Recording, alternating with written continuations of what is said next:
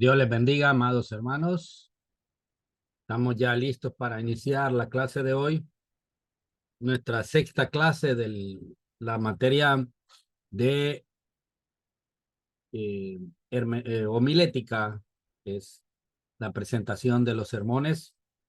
Ah, Vamos a iniciar con la clase de hoy, ah, siempre con nuestro material de ordenación, bueno, ahora de manual de homilética básica con Armando Vila, de este escritor. Vamos a ver la lección de hoy que nos corresponde. Hoy vamos a hablar acerca de la ordenación del sermón. Ya en el capítulo 2 hablamos de que el orden en el sermón es la base y el secreto del sermón. Si si no sabemos ordenar correctamente el sermón, podemos iniciar con temas bien importantes al principio y terminar con los menos importantes, haciendo que la atención de los oyentes pues decaiga. Tenemos que llevarlos en un punto hasta el clima del mensaje, donde las personas te entiendan por qué y cuál es el propósito de ese tema o de ese estudio. Ah, Estamos hablando cuando hablamos del orden, hablamos del esqueleto, de arreglar el esqueleto. Y esta es la base del orden. Y no podemos clasificar un montón de cartas si no tenemos a mano un archivador. Y los mejores pensamientos de un sermón no podrían ser ordenados si carecemos de un bosquejo, bajo cuyas divisiones principales podemos agrupar los pensamientos que la meditación del tema y las diferentes lecturas que hemos hecho acerca de ese estudio, uh, que han venido, las ponemos en orden. Cuando estamos estudiando un sermón, vamos a tener un montón de ideas, vamos a tener un montón de material adicional que poco a poco van a venir a nuestra mente, vamos a ir sintiendo, vamos a ir añadiendo material a nuestro estudio, pero este es el momento donde vamos a empezar a ponerlo en orden, porque si no va a ser un desorden nuestro sermón. Um, Dice que es necesario que dichos puntos principales vayan sucediendo, como dije, en valor creciente o interés o de interés.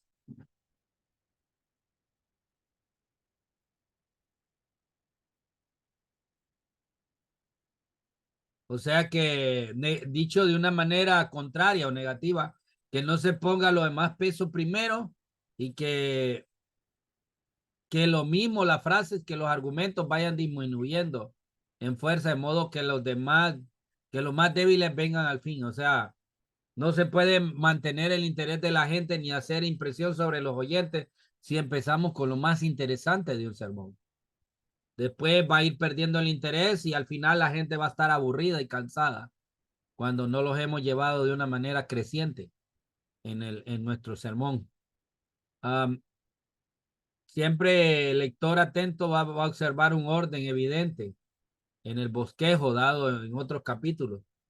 Y va a ver esto, ¿verdad? También lo ha escuchado en buenos predicadores, pero es necesario ver algunas reglas en cuanto a esto, ¿verdad?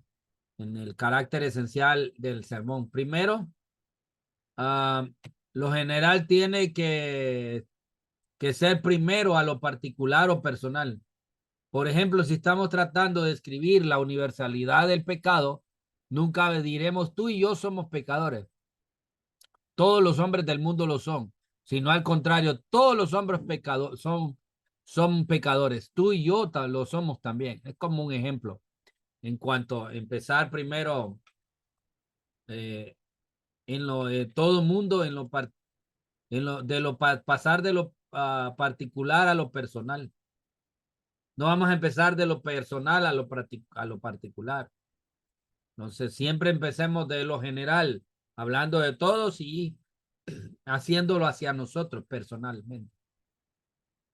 Segundo, si hay al que relacionar algo presente con lo ausente, se toma primero lo ausente. Ahí está un ejemplo, ¿verdad? Ahí está el ejemplo.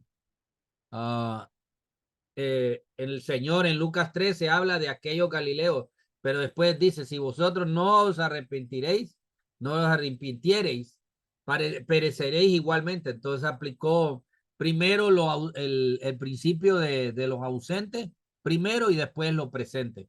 Primero usando el ejemplo de los ausentes para aplicarlo en los presentes. De ahí, número 3, si se trata de un asunto donde entra el elemento tiempo, no se debe invertir el tiempo, sino tomarlo primero en el pasado, presente y futuro. No podemos hacer otro orden cuando estamos hablando de un asunto de tiempo.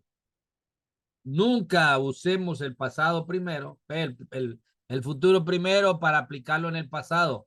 No tiene sentido. Tendríamos que aplicar primero eh, lo pasado para aplicarlo en el presente. Podemos hacer una referencia en el futuro de lo pasado, que es algo muy diferente. Hebreos 13:8 no tendría la misma fuerza y belleza este pasaje si dijera, Jesucristo es el mismo por los siglos, hoy y ayer. Entonces, hasta la regla tiene su propio orden, ¿verdad? A veces fallamos como predicadores a no usar bien los tiempos. De ahí el número 4. Aquí a veces hay un ejemplo de causa y efecto. Manifestación, unos elementos de manifestación, causa y efecto. Es natural que para tener el orden lógico, siempre principie con la causa y luego el efecto. Este sería más la palabra que decir manifestación. Y por último, el resultado. Entonces, siempre cuando hagamos estos elementos, usemos este elemento, lo usemos de una manera correcta.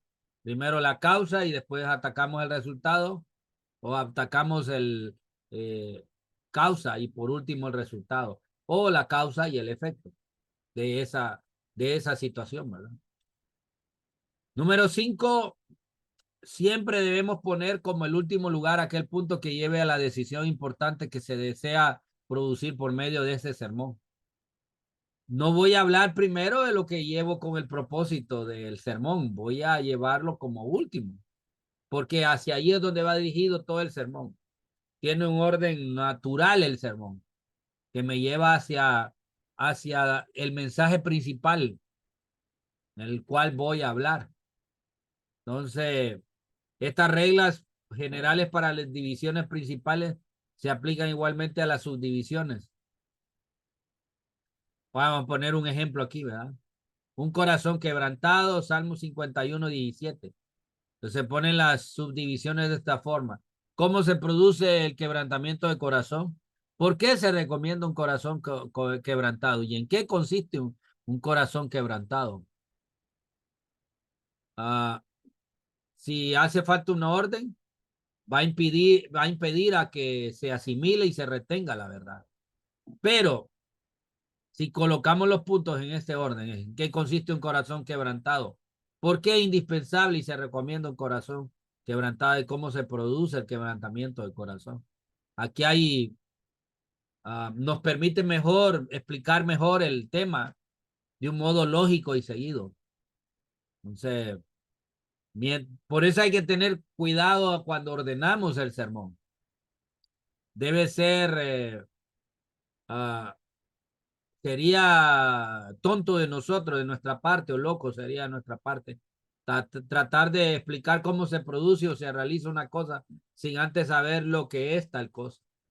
Por eso el orden conveniente es el segundo. Mejor explicar de qué se trata, por qué es indispensable y cómo produce ese quebrantamiento de corazón. Entonces el orden del bosquejo debe abarcar no solamente los puntos principales, sino extenderse de un modo más perfecto en las subdivisiones, o sea, de una manera más extensa en las subdivisiones.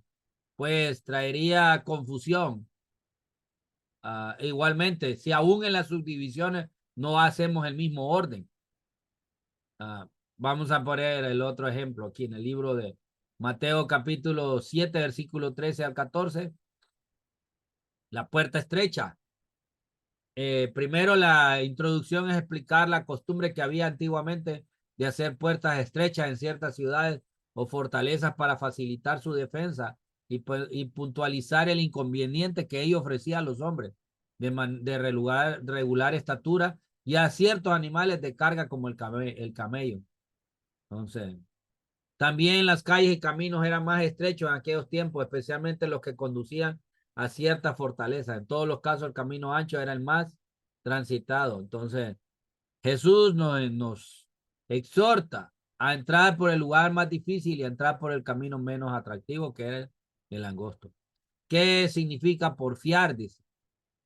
Esta es una palabra más en español, ¿verdad? Vamos a verlo ya en nuestro español que hablamos nosotros. Porfiar. Dice, es discutir obstinadamente y con tenacidad o importunar repetidamente con el fin de conseguir un propósito. Ah, es como quien se pone a discutir con un propósito. Primero, ¿qué significa porfiar? Empeñarse en un propósito, apartar los obstáculos, como se hacía quitando la carga al camello cuando ésta subía a la altura de la cabeza, y agacharse y aún doblegar la rodilla. Segundo es desoír, o sea, no prestar atención a los consejos de de los que pretenden que la entrada es imposible y arguyen que no hay peligro afuera, pero sí hay peligro. El que no lograba entrar estaba fuera de la protección del muro y de la ciudad, entonces buscaban la manera de poder entrar por esa puerta. Ahora, ¿por qué hemos de porfiar a entrar por la puerta estrecha? Por la causa del peligro continuo que el camino ancho tiene en sí. Es atractivo a la carne, mientras que el estrecho parece solitario. Y por la naturaleza estamos acostumbrados a andar en caminos anchos. No nos gustan los angostos. Y este tiene un fin que es la perdición. Dos, porque el camino estrecho es el único que da felicidad y vida. ¿Por qué? Porque imposible encontrar felicidad en el camino del mal. Y solo la regeneración, la transformación en Cristo concede parte en el reino de Dios. Entonces, Juan 3:3. Porque la vida eterna es la meta eh, del camino estrecho. Por eso merece todo nuestro esfuerzo. Entonces aquí está el ejemplo, ah, como el ejemplo de las personas que alcanzan la excelencia en la música, en la pintura, en la ciencia, tienen que hacer un gran esfuerzo porque tienen un propósito. Si queremos el propósito de vida eterna, tenemos que acercarnos a él. Esta vida significa liberación de la condenación, dulce comunión con Dios y eterna felicidad y gloria. 4, porque habrá un día cuando no va a ser posible entrar, aunque se quiera. La Biblia lo dice que va a cerrarse esa puerta. Entonces, ah, este bosquejo es bastante complejo. Aunque tiene tres divisiones principales y estas tienen bastantes subdivisiones. Entonces podría hacerse un bosquejo de forma transformando el título. El punto primero sería, ¿por qué debemos de porfiar a entrar por la puerta estrecha? Y en divisiones de primer orden, los 4 puntos de esta división. Por esto, por esto dejaría fuera del sermón aquella descripción de la palabra porfiar que no es una buena preparación para que los oyentes entiendan mejor las consideraciones. Entonces, podríamos hablar de porfiar. Y la gente dice, ¿qué es porfiar? Entonces entramos con eso. Siempre vamos a hablar, supongamos, ¿qué significa porfiar? Es desoír los consejos que pretenden. Agacharse, doblegar la rodilla y empeñarse en un propósito y apartar los obstáculos. Entonces, ya cambiando un poco las subdivisiones, ¿verdad? Perdón.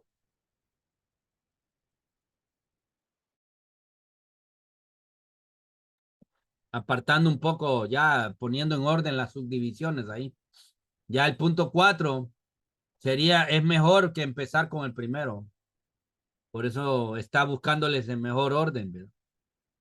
Por otra parte, el cuarto nos permite hacer aplicaciones prácticas referente a los que tratan de persuadirnos que no hay peligro para nuestras almas permaneciendo fuera del evangelio de la gracia de Dios.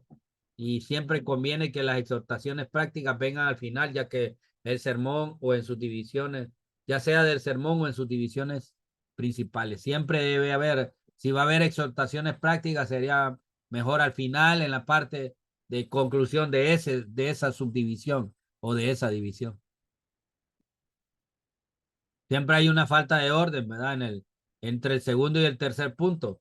Se nota que el tercer punto no puede ir detrás del cuarto, pero el único lugar que le conviene es el primero. Entonces, hacemos dos subdivisiones del segundo punto y las encontramos del siguiente orden. ¿Por qué hemos de porfiar para entrar por la puerta estrecha? Porque la vida eterna, que es la meta del camino estrecho, merece nuestro esfuerzo. Porque habrá un día cuando no será posible entrar, aunque se quiera, porque el camino estrecho es el único que da felicidad y vida. Y por causa del peligro continuo que el camino ancho tiene en sí. Entonces, podemos poner un orden, ¿verdad? Como de ese tipo, ¿verdad? Uh, aquí nos está dando varios ejemplos el material de cómo organizar nuestro sermón. Y lo mejor es hacerlo de una manera creciente, con las aplicaciones prácticas como último. Ok. Cualquier predicador puede notar que un sermón desordenado no mantiene el auditorio con el mismo grado de interés, cuyos puntos llevan uno al otro de un modo lógico, claro y racional. Entonces, por eso es importante aprender de memoria y tener en cuenta las 5 reglas dadas en el principio. Sería bueno aplicarlos en nuestros sermones para que organicemos mejor nuestros sermones. Y a esto nos lleva a la introducción del sermón. Ya hablamos de la ordenación, organización del sermón, llevándolo de una manera creciente, poniendo la introducción llevándonos hacia el punto de clímax donde está la mayor atención o el objetivo que explica por completo el tema. Entonces, eso estábamos hablando en el orden, poniendo un orden de tal manera que los oyentes nos puedan poder ganar la atención de ellos. Y esto nos lleva a la segunda, a la siguiente parte de hoy, que es la introducción del sermón. Un momento.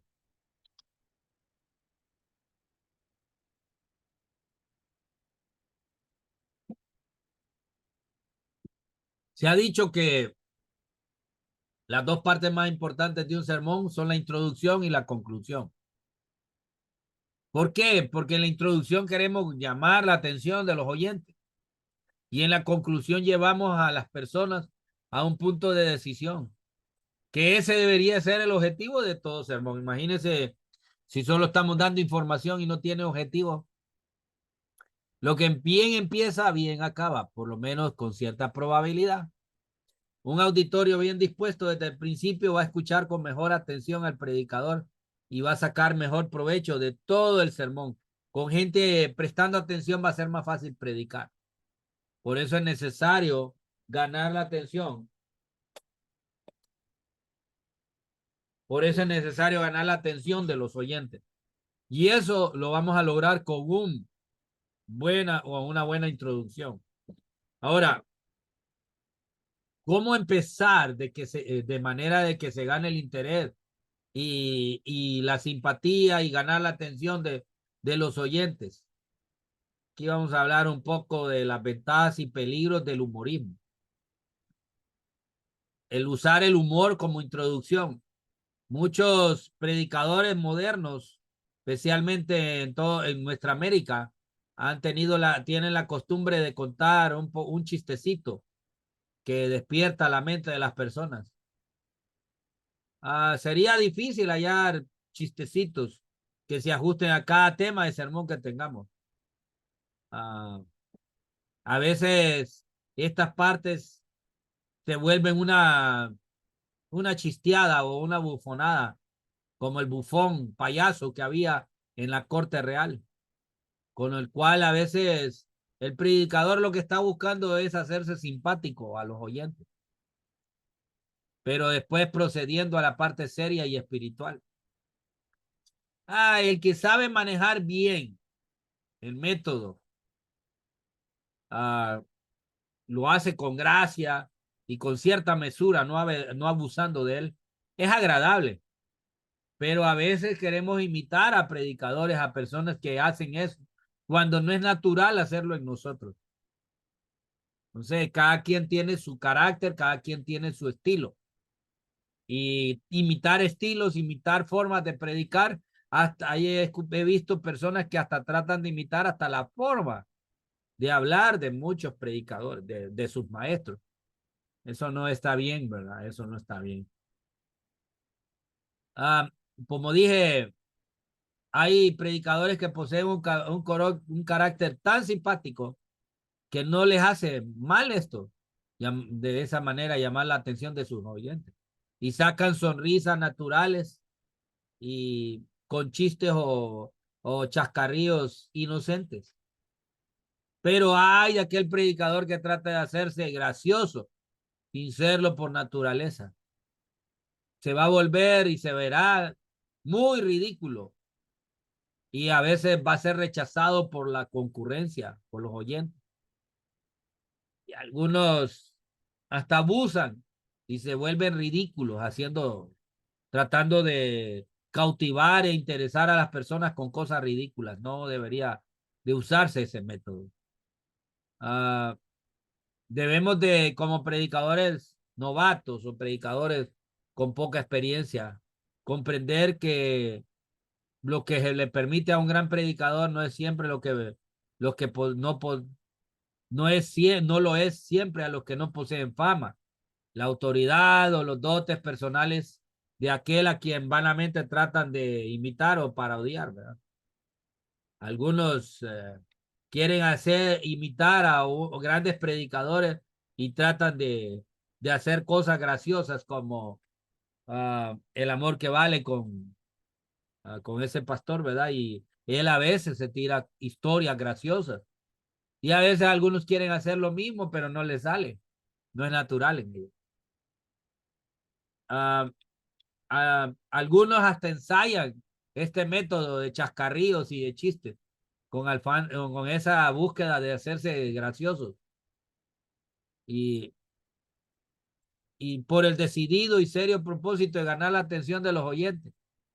Debemos de estar con mucho cuidado porque este es un terreno muy liso y no exagerar a veces con frases graciosas y sino procurando de una manera discreta conocer la opinión de las personas más sensatas del auditorio.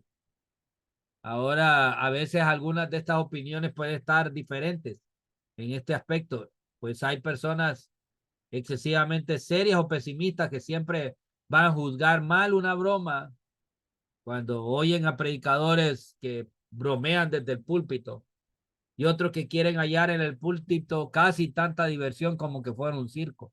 Siempre hay de todo, ¿verdad? Debemos de ser sensatos y ser balanceados en esto.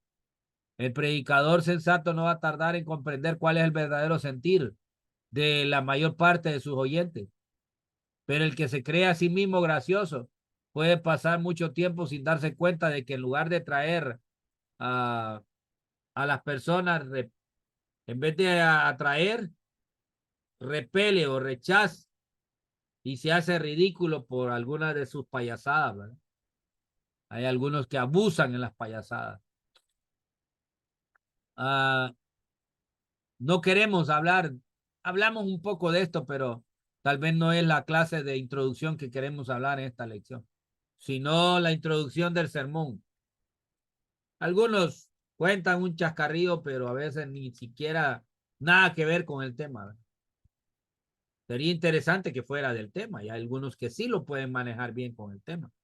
Pero por eso hay que tener mucho cuidado con los chistes y con las cosas graciosas dentro de nuestros sermones. Despertando el interés. Se ha dicho con mucha razón. ah,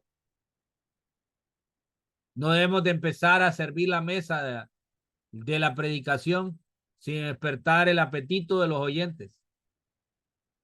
Nunca debemos empezar a exponer enseñanza, doctrina o exhortación sin antes haber hecho pensar a nuestros oyentes. Hoy sí que vamos a tener un buen sermón. Parece que va a ser grandemente interesante lo que el predicador va a decirnos hoy. Pues cuando hacemos una introducción que llama la atención, la gente va a estar dispuesta a escuchar el sermón. Se ha perdido mucho la gracia en eso ahora. Como dije, se puede abusar en contar cosas graciosas y abusar de la gracia y abusar de lo gracioso. Mejor cuando lo tenemos natural sería bueno usarlo sin abuso, pero tampoco no deberíamos de abusar de ello. Ahora, no basta con anunciar desde el principio que vamos a predicar sobre un tema muy importante. Pues cuando usamos esta expresión media docena de veces como introducción en nuestros sermones, ya los oyentes ya no van a encontrar interesante que lo digamos otra vez. El único medio de despertar interés es hacer una introducción tan interesante que ponga a los oyentes de manera favorable para escuchar el resto del mensaje. Entonces, es mejor despertar y haciendo una introducción interesante. Ah, una de las mejores formas de introducción, siempre que exista tal posibilidad, es la referencia a un hecho actual, a un incidente que se ha publicado en los periódicos. A veces esta clase de introducción ofrece dos peligros. Que a veces esta introducción tenga poca o ninguna relación con el tema y sea de una manera forzada y fuera de lugar. Entonces tenemos que saber si vamos a usar un hecho, un incidente nuevo o algo que ha sucedido. Debemos de estar claros que de veras trate del tema del cual vamos a hablar, que no se vea de una manera forzada. Dos, que el predicador, sobre todo si es más intelectual que un verdadero servidor de Dios, predique no la palabra, sino sus propios comentarios. Entonces hay algunos que uh, pueden cometer ese error, ¿verdad? Eh, haciendo sus propios comentarios y como es un intelectual y quiere pasar como intelectual, empieza a dar información, información, información. Uh, y a veces hasta dan sus propios comentarios del suceso.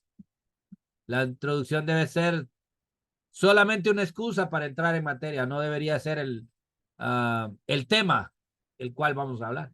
Debe ser un medio para llamar la atención de los oyentes, pero no el verdadero tema del sermón, por lo cual debe ser el cual debe ser Jesucristo, su obra y su enseñanza. No tenemos otro tema los predicadores cristianos. De otro modo, definitivamente el predicador debería hacerse a un lado y mejor ponerse conferencista en un club, ¿verdad? Hay quienes son conferencistas y llaman mucho la atención, son muy graciosos, pero el que es predicador debe entender que si va a hacer una introducción, debe de ser con el objetivo de llamar solo la atención y no debería ser el tema principal de nuestro sermón. Otro método de introducción es explicar el origen del propio sermón. Esta puede ser usada de una manera extraordinaria. También no se debe abusar, no. De repente los oyentes van a tolerar que el predicador cuente sus experiencias íntimas de vez en cuando, pero sobre todo si notan en el mismo un sentimiento de sinceridad. Si somos sinceros, está bueno compartir, ¿verdad? Esto salió después de que Dios estuvo tratando conmigo en tal área. Es interesante hacerlo de esa manera. Ah, pero también es buena, ¿verdad? Es buena cuando ah, los oyentes van a darse cuenta pronto que si el predicador está haciendo una confesión sincera o es jactancioso, presentándose como una especie de profeta. Y Dios me habló a través de eso. Entonces podemos abusar de ese tipo. También puede empezarse con una ponderación de la verdad doctrina que nos proponemos exponer. Como todas las demás clases de introducciones, esta es buena cuando no se abusa de ella o se alterna con otra, ¿no? Entonces, ah, si estamos vamos a hablar de este tema doctrinal, entonces hablar nuestra declaración de fe, lo que creemos los bautistas en la declaratoria de fe 1600, la de 1500, la de 1400, quiero decir, la de 1600 y la de 1890. En esas declaratorias de fe se habló de este tema y esto es lo que creemos, esto creemos según la Biblia. Entonces, puede hablarse de eso, ¿verdad? También a veces resulta necesario empezar a discurrir con una introducción sacada del contexto.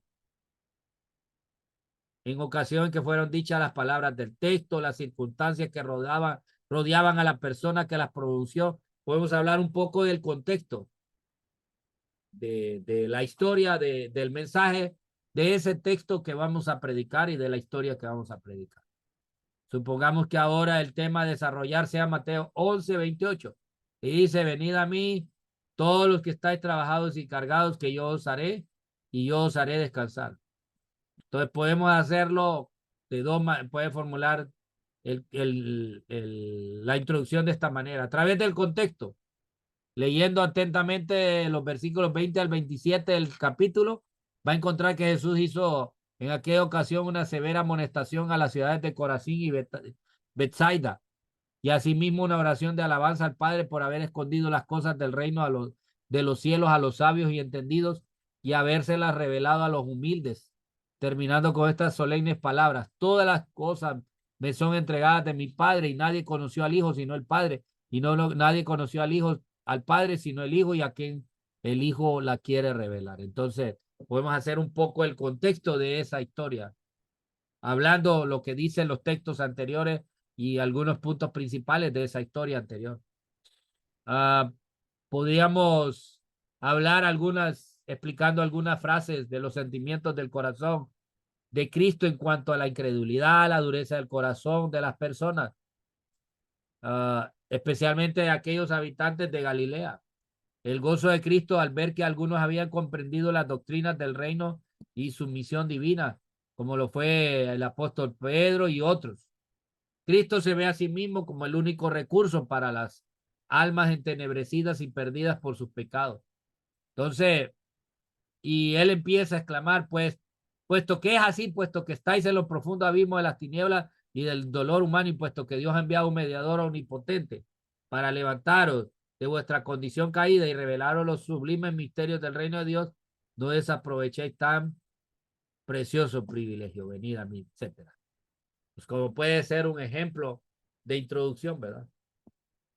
Podemos, podemos introducir, podemos hacer una introducción del autor del libro. El predicador puede hacer una buena introducción a este gran texto diciendo, había un hombre que estaba terriblemente fatigado por el peso de sus pecados, pasando a contar muy brevemente la conversión de Mateo y añadir: a este publicano debemos el haber conservado las palabras de mayor consuelo que ha producido a la humanidad. Venid a mí, los que estáis trabajados y cargados. Solo Mateo es el único que hace referencia a esas palabras de Jesús. Entonces, a él tal vez le impactó mucho por su trasfondo. Entonces, podemos hacer una introducción de Mateo, de cómo esas palabras, qué simbolizaban o qué podían significar esas palabras para Mateo. Vamos a dejarlo ahí, porque ya el tiempo se me está yendo y ya se me fueron los 40 minutos. Voy a cortar y vamos a poder conectarnos en unos minutos. Ya solo me corto esta sesión y termino, ¿verdad? y vuelvo a poner la conexión. Entonces, hermano César, Ok, ok. nos vemos al ratito, hermano César.